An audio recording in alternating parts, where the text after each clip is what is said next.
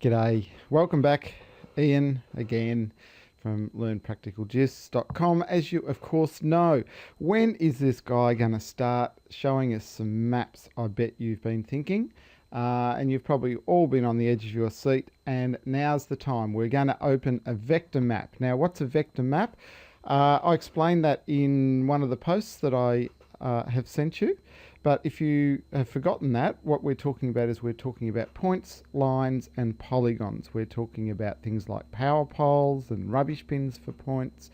We're talking about things like roads for lines, and we're talking about things like property boundaries and football ovals and tennis courts and so forth for polygons.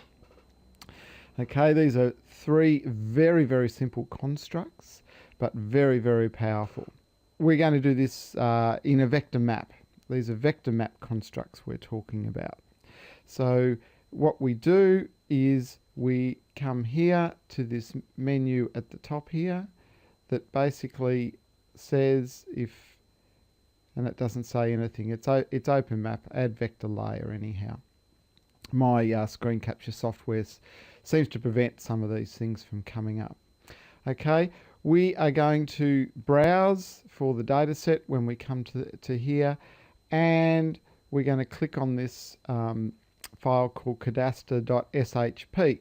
Now, a .shp file, invisible to you here, are two other files, perhaps three even, as a component of this SHP file, which is known as a shape file.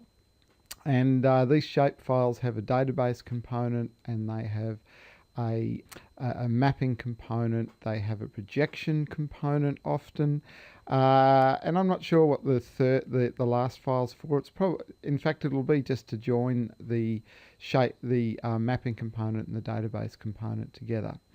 Now, we're talking about Esri shape files. These are a very, very simple constructive file, and we're going to be working with shape files throughout the rest of this short tutorial. They are, being Esri shape files, they're an industry standard.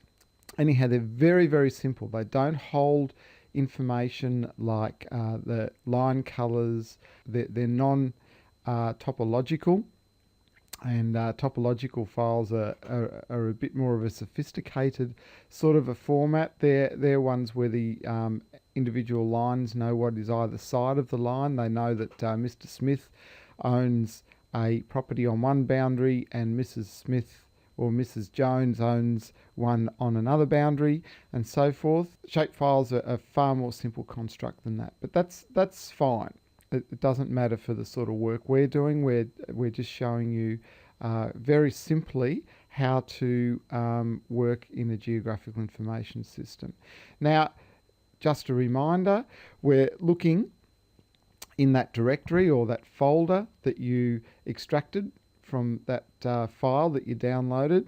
So you should have Learn Practical GIS, QGIS for Newbies, and maps. So we're looking in the maps folder. Now, I've left that on my desktop. You may have put that somewhere else on your computer, but you need to find it, or if you can't find it, just download the file again and re-extract it to somewhere where you know.